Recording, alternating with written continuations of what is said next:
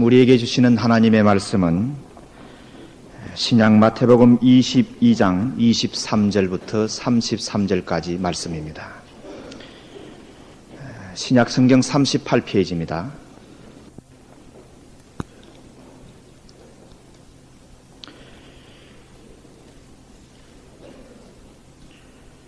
마태복음 22장 23절, 제가 먼저 23절을 읽겠습니다.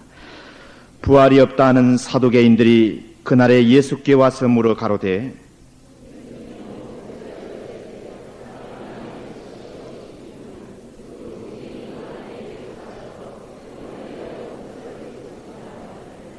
우리 중에 7형제가 있었는데 맏이 장가 들었다가 죽어 후사가 없으므로 그의 아내를 그 동생에게 끼쳐두고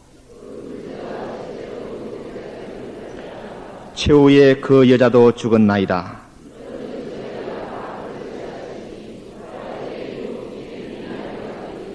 예수께서 대답하여 가라사대 너희가 성경도 하나님의 능력도 알지 못하는 고로 오해하였도다.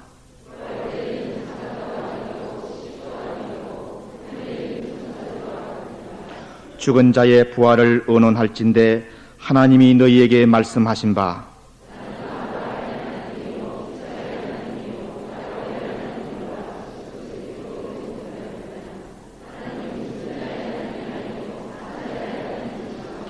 무리가 듣고 그의 가르치심에 놀라더라.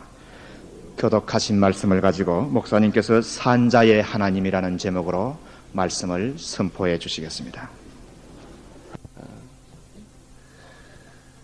권세의 문제를 가지고 예수님께 도전했던 대제사장들과 백성의 장로들이 있었습니다.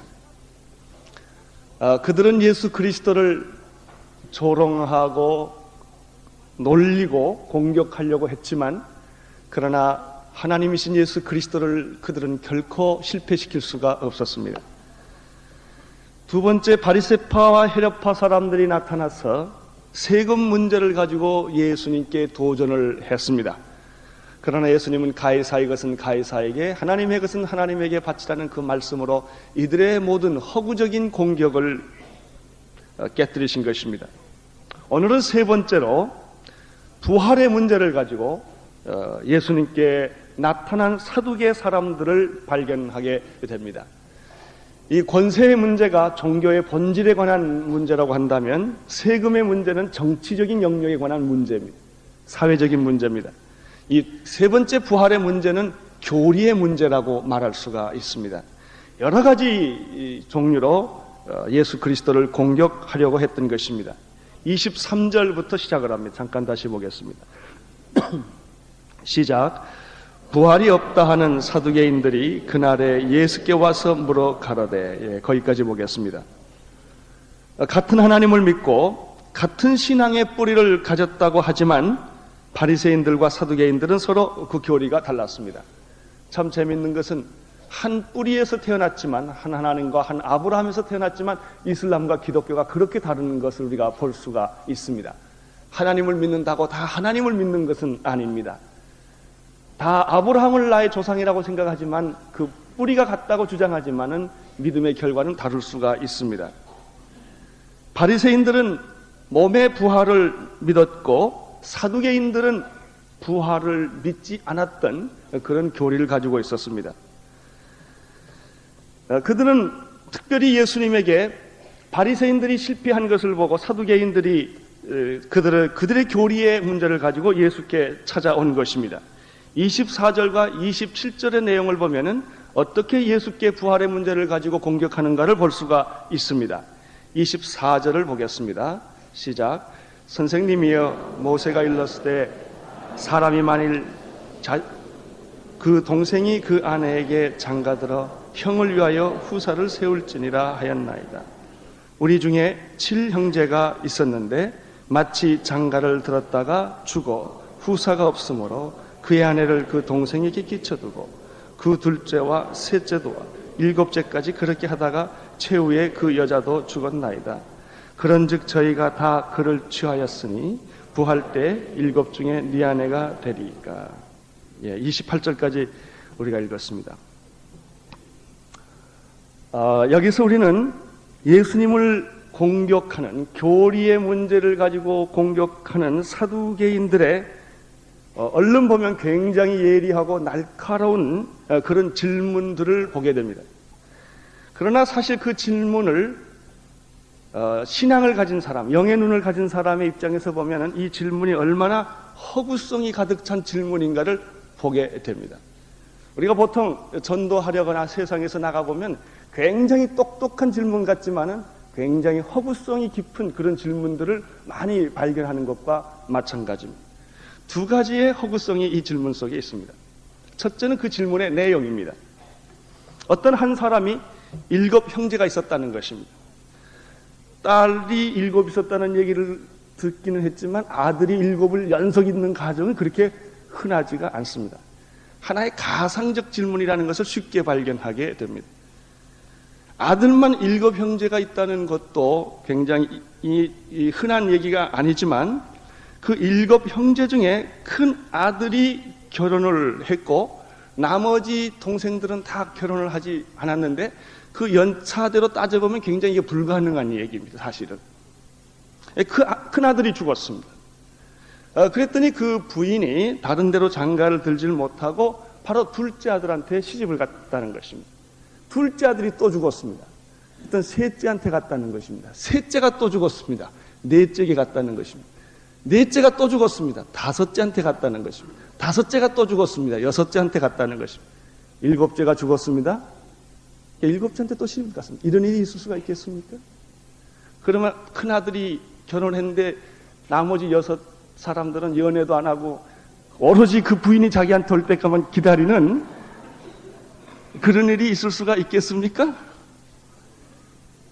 굉장히 예리한 질문 같고 지성적인 질문 같지만 이 질문 자체가 가상적인 질문이요, 가상적 스토리입니다. 이 가상적 스토리를 가지고 굉장히 진실인 것처럼 이야기하는 이 질문의 허구성에 우리는 눈을 떠야 합니다. 그리고 그 여자도 나중에 죽었다는 것입니다. 논리에 안 맞는 얘기입니다. 상식에 안 맞는 얘기입니다. 이것은 상상으로 꾸며낸 거짓 스토리라고 하는 것을 쉽게 이해할 수가 있습니다. 다시 말하면 예수님을 교리적으로 골탕 먹이기 위하여 억지로 만든 이야기입니다. 두 번째는 이 질문의 허구성을 우리가 또 생각을 해볼 수가 있는데 그것은 그들이 인용한 말씀을 잘못 이용했다는 것입니다. 그들은 신명기 25장 5절 이하의 말씀을 가지고 예수님께 이 비유를 들어 설명을 했습니다. 신명기 25장 5절에서 6절에 나타난 말씀을 보면은 어떤 내용이 있습니까? 이런 내용이 그 안에 있습니다. 형제가 동거하는데 그중 하나가 죽고 아들이 없거든 그 죽은 자의 아내는 나가서 타인에게 시집가지 말 것이요 그 남편의 형제가 그에게로 들어가서 그를 취하여 아내를 삼아 그의 남편의 형제된 의미를 그에게 다할 것이요 그 여인의 낳은 첫 아들로 그 죽은 형제의 후사를 잊게 하여 그 이름을 이스라엘 중에서 끊어지지 않게 할 것이니라. 여기서 이스라엘 특별히 율법에서 형제가 어떤 큰 아들이 어떤 남자가 하나 결혼을 했는데 아기를 낳지 못하고 특별히 아들을 낳지 못하고 이 남자가 죽었단 말이죠. 그랬을 때는 이 여자가 어떻게 하는가? 나가서 시집을 가면 안 된다는 것입니다. 그 동생에게라도 가서 다시 결혼을 해서 그 집에 대를 잇게 함으로써 이스라엘 중에서 씨를 얻게 해서는 안 된다는 것입니다. 이것을 다른 말로 말하면 맥을 잇는 것입니다. 메시아의 계보에 맥을 잇는 원리가 이 속에 있는 것입니다. 우리는 다말이라는 여자를 압니다. 이 다말은 참 인륜적으로 생각하면 이해할 수 없는 여자입니다. 왜냐하면 시아버지를 이건 꼬신 겁니다. 시아버지 완전히 시아버지를 완전히 의도적으로 꼬셔서 아기를 낳았습니다. 인륜적으로는 있을 수가 없는 얘기입니다. 그러나 그 여자가 예수님의 족보에 들어갔습니다. 훌륭한 여자로 인친 것입니다. 왜 그렇습니까? 메시아의 맥을 잇는 일을 했기 때문에 그렇습니다. 그래서 여기에서 우리가 보는 것은 세상적인 윤리로 이 말씀을 이해하는 것이 아니라 이것이 이 신명기 25장 5절에 6절에 나오는 그 원칙은 죽은 형제의 후사를 잊게 하여 그 이름을 이스라엘 중에서 끊어지지 않게 하는데 이 말씀의 본뜻이 있습니다. 율법의 본뜻이 여기에 있었던 것입니다. 그런데 사두개인들은 이 말씀의 본뜻은 제쳐놓고 부활이 없다는 자기들의 교리를 합리화시키기 위하여 이 말씀을 인용한 것입니다. 바리새인들에게도 보면은 특별히 구약의 말씀들을 간음하지 말라, 살인하지 말라를 성경의 본뜻대로 해석하지 않고 자기들이 편리한 대로 이 말씀을 그들은 합리화했습니다. 내가 마음에 음욕을 품었던, 내가 내 마음속에 나쁜 생각을 가졌던, 일단 다른 사람이 보는 앞에서 간음하지 않으면 내가 간음 안 한 것이다, 그렇게 생각하는 것입니다. 아마 이 사람들은 이렇게 생각했을 것입니다. 들키지 않으면 간음이 아니다. 그들이 어떤 분노와 어떤 미움을 마음속에 품었던, 내가 형제를 살인하지 않았으면 나는 살인하지 않는 사람이라고 자기를 도덕적으로 종교적으로 완숙한 사람으로 합리화하려고 율법을 이용했던 것입니다. 하나님의 말씀을 왜곡한 것입니다. 예수님은 그들에게 무슨 말씀을 하셨습니까? 그런 것이 아니다. 율법의 본뜻은 그런 것이 아니다. 내가 마음에 음욕을 품으면 이미 간음한 것과 똑같은 것이다. 그것이 사람에게 들켰던 들키지 않았던 그 중요하지 않고 내가 그 생각을 가진 것 자체가 이미 간음한 것이다. 내가 형제를 향하여 라가라 하는 생각을 가졌다면, 형제를 하여 미움을 가졌다면 이미 너는 살인한 것과 마찬 것이다. 이것이 성경의 본뜻이다 라고 예수님이 지적해 주셨던 일도 있습니다. 사두개인들은 예수님을 공격하기 위하여 가상의 이야기를 지어서 말을 했고 모세의 율법을 잘못 이용했다는 사실을 여기서 발견하게 됩니다.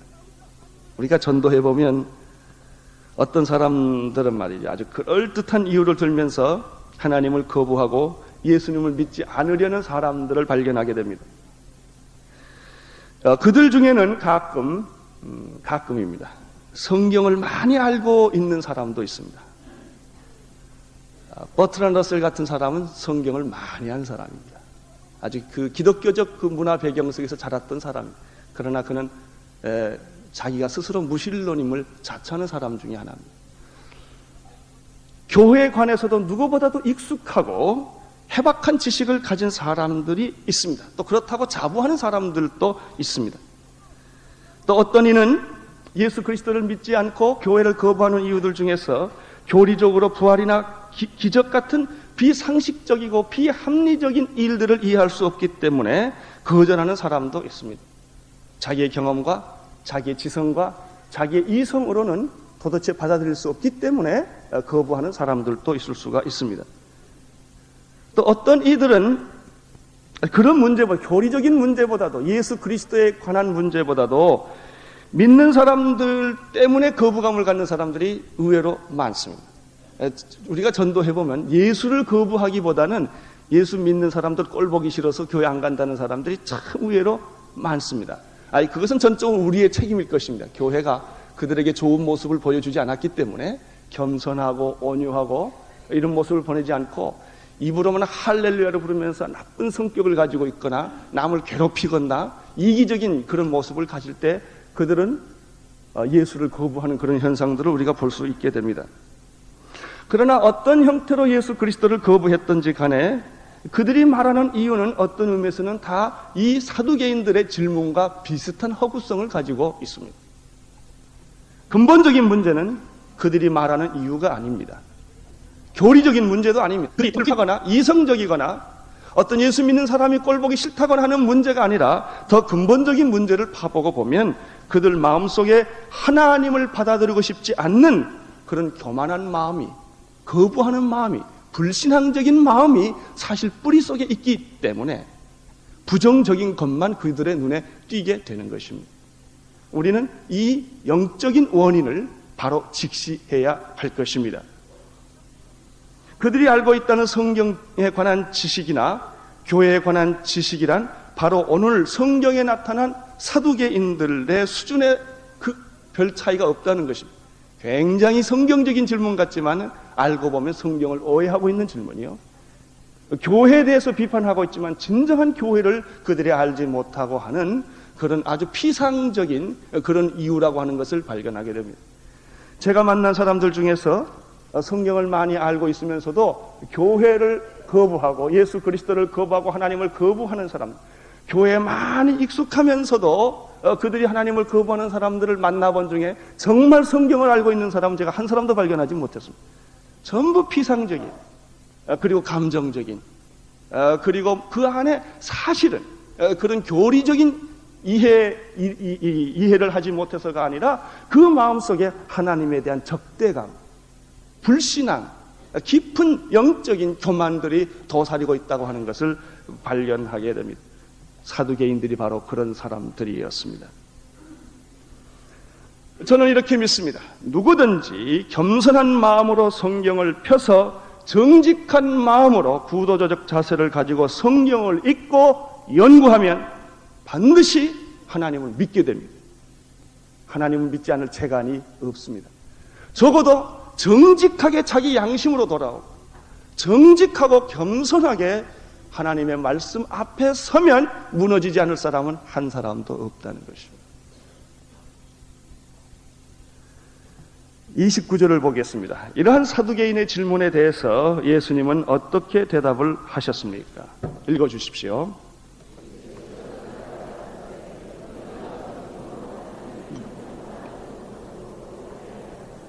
예수님께서는 이 사두개인의 질문에 두 가지 실수를 지적해 주셨습니다. 첫째는 그들이 성경을 인용하고 있지만 예수님의 보시기에는 그들이 성경을 알지 못하고 있다는 사실을 지적한 것입니다.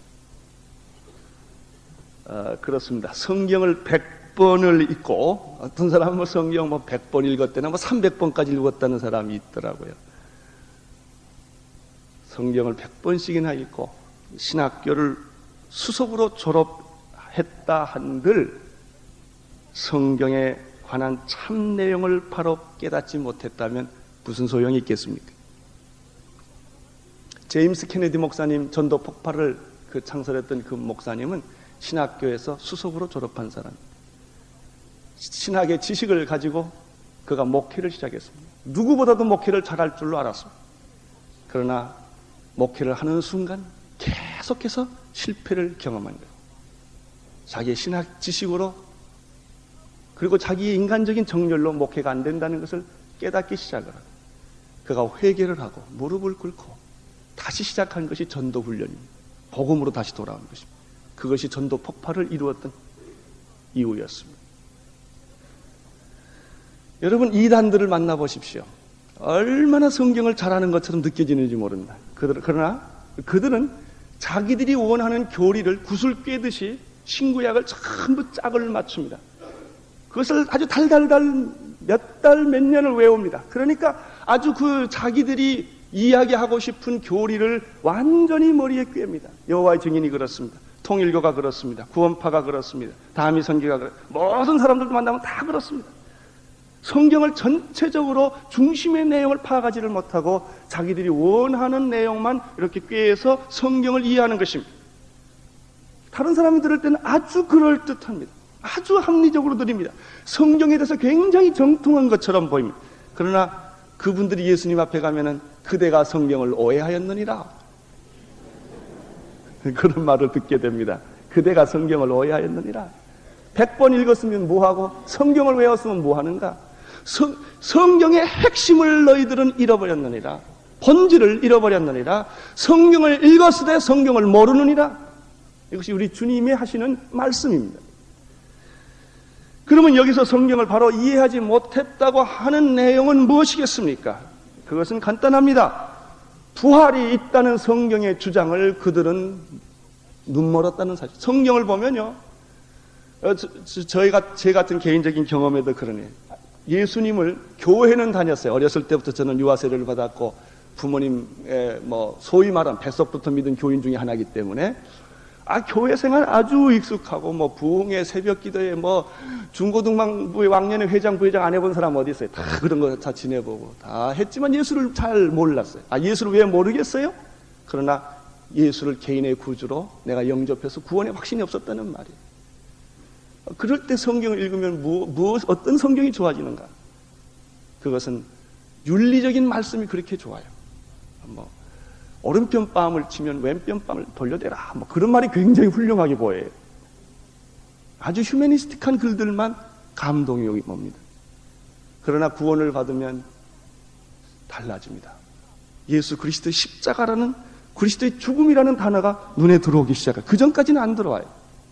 성경을 자주 읽어보면 내 눈에 들어오는 성경이 달라집니다.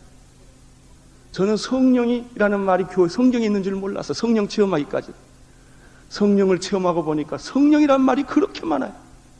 모든 성경이 성령으로 가득 찼어요. 근데 저는 그걸 전혀 몰랐어요. 저는 더러운 사탄과 귀신의 역사를 몰랐을 때는, 귀신을 인정하지 않았을 때는 귀신 쫓았다는 얘기가 전혀 눈에 안 들어와요.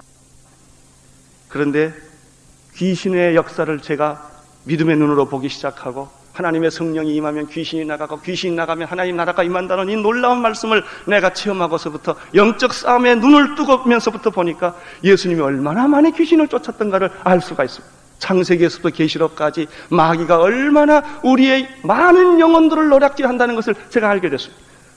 성경을 보는 눈이 달라지는 것입니다. 성령을 체험해야 성령의 진리를 성경에서 눈을 뜨게 되는 것입니다. 많은 사람이 성경을 읽지만은 부활이라는 말에 눈을 돌리지를 못합니다. 나는 부활이요 생명이라는 말에 그들은 접근하지 못하는 것입니다. 거기에 대해서는 소경이 되는 것입니다. 예수님께서 너희들이 성경을 알지 못했다라는 말은 이 성경의 클라이막스 중에 하나인 부활의 진리에 대해서 너희들은 전혀 무식하다, 그런 뜻입니다. 구약에 보면은 부활이라는 직접적인 단어를 쓰지 않았지만 곳곳에서 몸의 부활의 내용을 이야기하고 있습니다. 신명기 32장 39절에 보면은 내가 죽이기도 하고 살리기도 하고 상하기도 하고 낫기도 하나니 내 손에서 능히 건질 자 없도다, 이런 말이 있습니다. 이사야 26장 19절에 보면 주의 죽은 자들이 살아나고, 이런 표현이 있습니다. 아가서 7장 9절에 보면 자는 자의 입이 움직이게 하느니라, 이런 표현도 있습니다. 하나님의 사람 에녹은 죽지 않고 산채로 들림을 받았던 일도 있습니다. 엘리야는 불새를 타고 승천을 했습니다. 그러나 그들은 이러한 놀라운 부활의 진리들을 인정하려 들지 않았던 것입니다. 이것이 바로 교리에 얽매인 사람들의 불행입니다. 구원파에 얽매인 사람들은 그것 외에는 모든 진리에 대해서 눈을 감아버리게 결정해버립니다. 모릅니다. 자기들이 가르치는 그 교리 외에는, 문선명이가 가르치는 교리 외에는 모든 것에서 눈을 멀어버리는 것입니다. 그러나 그들은 자기 스스로가 성경을 제일 잘 안다고 착각을 하고 있는 것입니다. 예수님께서 그대가 오해하였도다, 이런 말을 하는 것을 볼 수가 있습니다. 사두개인들이 성경을 읽고 성경을 인용했지만 그들은 많은 부분들을 자기들이 편한 대로 사용했고 자기의 주장하는 교리대로 진리를 오용했던 것입니다. 사랑하는 성도 여러분, 여러분들이 1:1 양육을 받고 오늘의 교회에서 설교를 듣고 여러 가지 성경 공부를 합니다. 성경 공부의 양이 중요하지 않습니다. 내용이 중요합니다. 여러분들이 성경을 공부하면서 구약부터 신약 계시록까지 공부하면서 예수 그리스도를 발견하지 못했다면 아무것도 발견 못한 것입니다. 거기에서 예수 그리스도께서 여러분을 위하여 십자가에 피 흘려 돌아가셔서 그 보혈로 여러분의 죄를 용서해 줬다는 사실을, 우리를 구원해 줬다는 사실을 발견하지 못했다면 아무것도 발견 못한 것입니다. 예수 그리스도는 죽으신 분만에 다시 부활하시고 승천하시고 다시 영광 중에 다시 오실 것이라는 사실을 발견하지 못했다면 아무것도 발견하지 못한 것입니다. 우리 주님께서 성령을 보내주시고 너희는 나가서 모든 족속으로 제자를 삼고 아들과 아버지와 성령의 이름으로 세례를 받고 내가 너에게 분부한 모든 것을 가르쳐 지키게 하라. 성령이 임하면 능력을 받고 예루살렘과 온 유다와 사마리아와 땅끝까지 이르러 내 증인이 되라고 하는 말씀을 여러분이 발견하지 못했다면 아무것도 발견 못한 것입니다. 여러분이 성경을 읽으면서 영광스러운 주님의 몸된 교회를 발견하지 못했다면 아무것도 발견 못한 것입니다. 이러한 성경의 놀라운 진리들을 여러분들이 발견할 때 성경의 전체적인 의미를 여러분들이 바로 깨닫게 되는 것입니다. 최근에 우리 한국 교회사에 아주 획기적인 일이 하나 있었는데, 감리교의 두 모 교수가 종교 재판을 받아서 축출되는 그런 사건이 최근에 벌어졌습니다. 이것은 한국 기독교사에 없는, 유례 없는 일이었습니다. 그 종교 재판의 제목은 하나입니다. 한 교수님은 예수님 외에도 구원이 있다고 자꾸 주장을 한 것입니다. 교회 밖에 구원이 있다, 그런 교리를 주장을 했습니다. 또 한 사람은 육체적 몸의 부활이 없다, 부활이라는 것은 민중의 부활이 있을 뿐이다, 이런 주장을 했습니다. 그래서 감리교가 요즘 아주 이 문제 때문에 대혼돈을 지금 경험하고 있습니다. 여러분, 우리가 성경을 읽되 성경을 오해해서는 안 될 것입니다. 성경을 오용해서도 안 될 것입니다. 두 번째, 이 사람들의 또 한 가지 실수는 참 능력을 알지 못했다고 예수님이 지적한 바로 그것입니다. 너희들이 성경도 능력도 알지 못하였던 까닭에 오해하였도다. 그들의 하나님께서 능력으로 죽은 자를 살려내시고 없는 것을 있게 하시고 안 되는 것을 되게 하시는 전능하신 하나님의 능력을 믿지 않았던 것입니다. 그들은 하나님을 제한했습니다. 가장 불신앙은 무엇입니까? 하나님을 제한하는 것입니다. 하나님을 자기처럼 생각하는 것입니다. 이것처럼 큰 불신앙이 없습니다. 하나님을 자기의 지성과 자기의 경험과 자기의 세계로 제한하려고 하는 것입니다. 그것은 하나님 아닙니다. 그것은 인신입니다. 인간이 만든 신에 불과합니다. 세상의 모든 신은 인간이 상상해서 만든 철학자의 하나님이요, 종교의 하나님이요, 모든 인간이 불안해서 만들어낸 그런 신화의 하나님일 뿐입니다. 그것은 진정한 하나님이 아닙니다. 너는 진정 하나님의 능력을 알지 못했다. 왜 부활을 부인하는가? 하나님은 죽은 자를 다시 살린다는 그 능력을 너는 인정하지 않았기 때문이다. 그런 얘기입니다. 우리가 성경을 보면 가장 큰 죄란 믿지 않는 죄라는 것을 알게 됩니다. 귀신 들린 아이의 부모는 예수님께 찾아와서 할 수 있거든 나의 어린 아이를, 귀신 들린 아이를 고쳐주소서라고 말했을 때 예수님의 대답이 무엇이었습니까? 귀신아 떠나라가 아니었습니다. 할 수 있거든이 무슨 말이냐? 할 수 있거든이 무슨 말이냐? 믿는 자들에게는 능치 못함이 없느니라. 그때 이 귀신 들린 부모님이 생각을 바꿨습니다. 주여 내가 믿나이다. 그러고 보니까 믿음이 없어요, 자기 안에. 그래서 소리를 질렀는데 믿음 없는 것을 도와주시옵소서. 참 좋은 기도예요. 여러분 믿음 없습니까? 안 믿어집니까? 주여 내가 믿나이다. 그 다음에 어린아이처럼 구하세요. 내가 믿나이다고 고백을 했는데 그 믿음이 안 따라갑니다. 믿음 없는 것을 불쌍히 여겨주셔서 도와주시옵소서. 믿음 생기기를 간절히 구해야지 믿음 없는 것을 고집하지 마시기를 바랍니다. 어떤 사람은 정직하게 자기 믿음 없는 것만 자꾸 고집해요. 나는 믿음 없다고. 믿음 없는 거 왜 몰라요? 다 알지. 믿음 없는 것이 자랑이 아닙니다. 그것이 여러분의 주체사상이 아니에요. 믿음 없으면 믿음 달라고 구하세요. 믿음 없는 나를 불쌍히 여겨주셔서 하나님이 원하는 믿음을 갖게 하여 주시옵소서. 그때 믿음이 자라는 것입니다.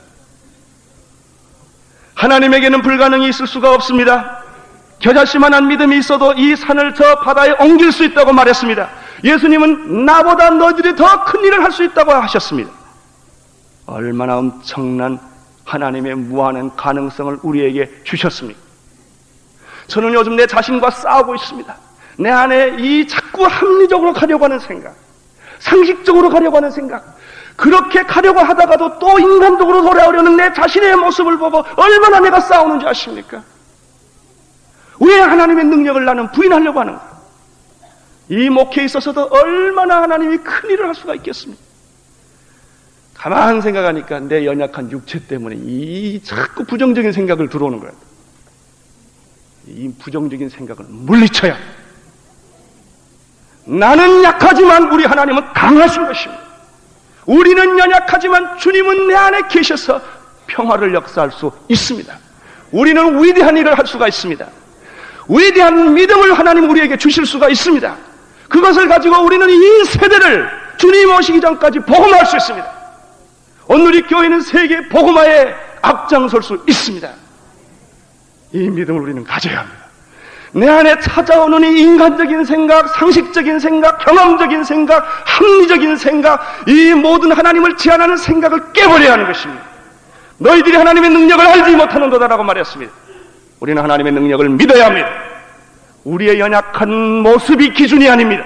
내가 기준이 아닙니다. 성경이 기준입니다.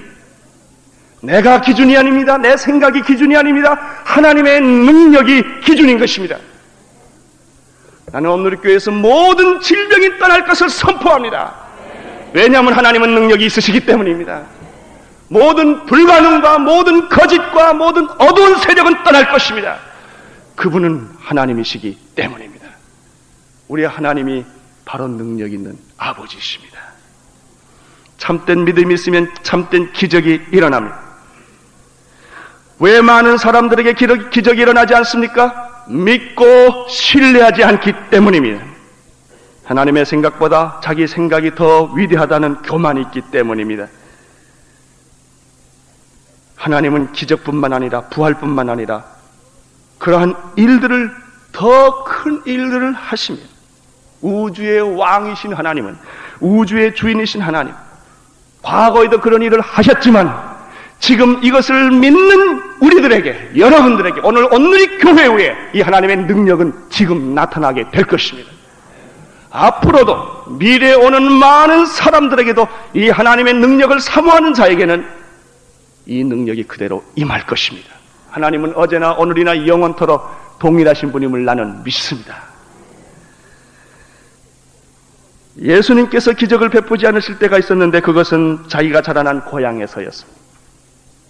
고향 사람들은 예수님의 어린 때의 모습을 보았기 때문에 예수님이 그런 능력을 가진 하나님의 아들이라는 사실을 믿을 수가 없었습니다. 그들의 과거의 선입관 때문입니다. 혹시 이 자리에 계신 분들 중에서 과거에 예수님에 대한 쓰라린 선입관이 있는 사람은 오늘 주님의 이름으로 그것을 다 치유받기를 바랍니다. 이 나쁜 선입관이 있으면 믿어지지가 않습니다. 어떤 개망나니가 하나 있다고 생각합시다. 근데 그날 그 사람이 갑자기 몇십 년 지난 후에 보니까 위대한 전도자로 변했어요. 잘 믿어지지가 않아요. 옛날 생각이 자꾸 나서. 이 사람은 변했습니다. 그러나 비판하고 있는 그 사람은 변하지 않았던 것입니다. 그 차이예요. 나는 여러분들이 변하기를 바랍니다. 새 사람이 되기를 바랍니다. 능력 있는 사람으로 변신하시기를 바랍니다. 우리는 모두 변신해야 합니다. 하나님의 사람으로.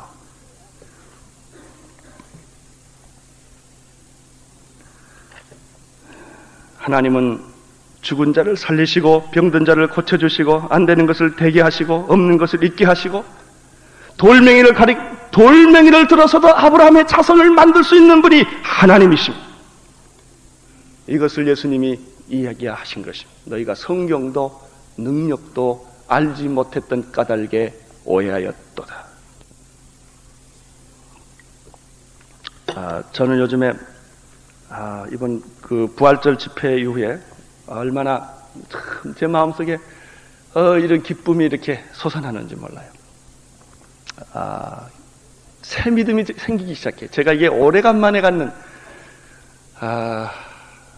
뭐라 그럴까요? 연예인교회 처음 시작할 때도 이런 하나님의 마음을 주셨고 제가 처음 거듭날 때 이런 마음을 새 믿음을 주셨는데 이번에 하나님이 제게 새 믿음을 또 주시기 시작하셨어요. 얼마나 좋은지 모르겠어요. 지금 며칠째 감기가 와서 좀 힘들지만 그 별게 아니에요. 생각해 보니까 그것도 다 별게 아니고 하여튼 주님이 하시는 일이 얼마나 놀라운지 모르겠어요. 나는 여러분들에게도 이 새 믿음을 좀 가졌으면 좋겠어요. 그냥 모든 게 잘 될 것 같은 그런 기쁨, 그 그리스도의 승리, 이런 충만함이 난 여러분에게 있기를 바랍니다. 30절을 보십시오. 예수님께서 부활에 대해서 오해한 하나님의 능력과 성경에 대해서 오해한 이 사람들에게 30절에 다음과 같이 말씀을 하여 주셨습니다. 읽어주십시오.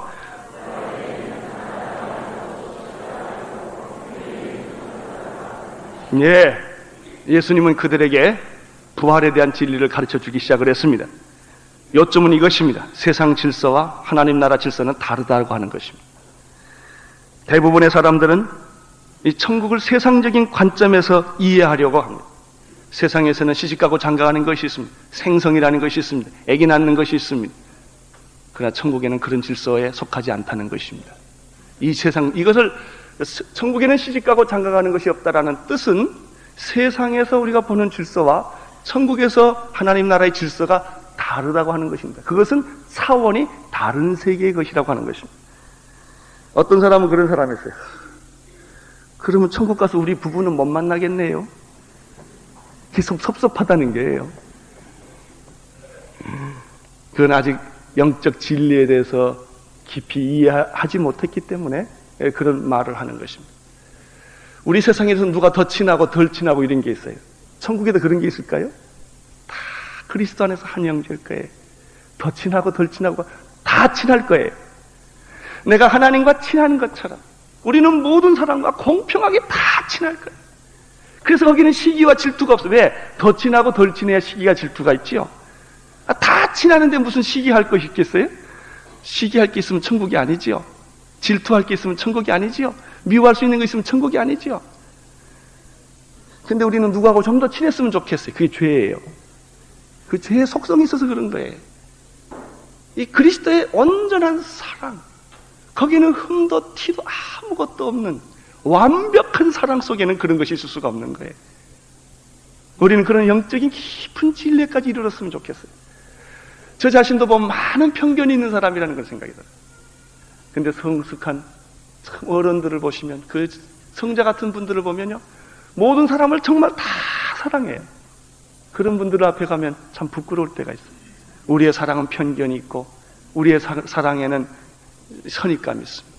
그러나 주님의 사랑에는 창녀든 베드로든 세리든 누구든지 다 똑같이 사랑하는 것을 볼 수가 있습니다.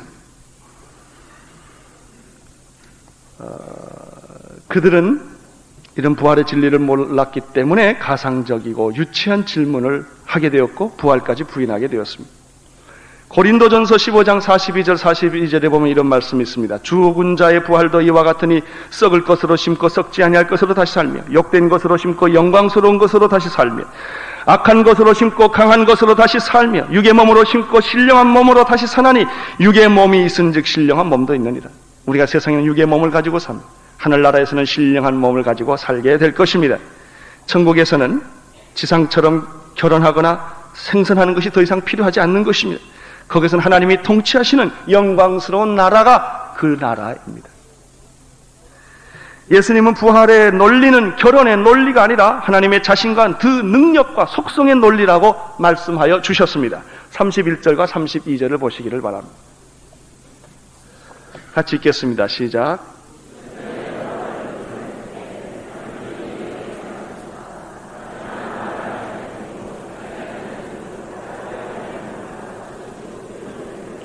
하나님은 죽은 자의 하나님이 아니요 산 자의 하나님이시다. 아멘. 예수님은 부활의 논리는 너희가 말하는 결혼의 논리가 아니다. 부활의 논리는 하나님의 능력의 논리요 속성의 논리다. 이렇게 말씀하시면서 나는 아브라함의 하나님이여 이삭의 하나님이여 야곱의 하나님이라고 선언을 하십니다. 이것은 출애굽기 3장 6절에 나타났던 말입니다. 모세가 하나님의 산 호렙산에 올라가서 떨기나무 불꽃 속에서 하나님을 배웠을 때 하나님의 음성이 들렸습니다. 하나님께서 가라사대 이리로 가까이 하지 말라. 너의 선 것은 거룩한 땅이니 내 발에서 신을 벗으라. 또 이르시되 나는 내 조상의 하나님이시니 아브라함의 하나님, 이삭의 하나님, 야곱의 하나님이라고 거기서 말을 하십니다. 그러면 이 뜻은 무엇입니까? 아브라함의 하나님, 이삭의 하나님, 야곱의 하나님이라는 말은 죽은 자의 하나님이 아니라 산 자의 하나님이라는 뜻이십니다.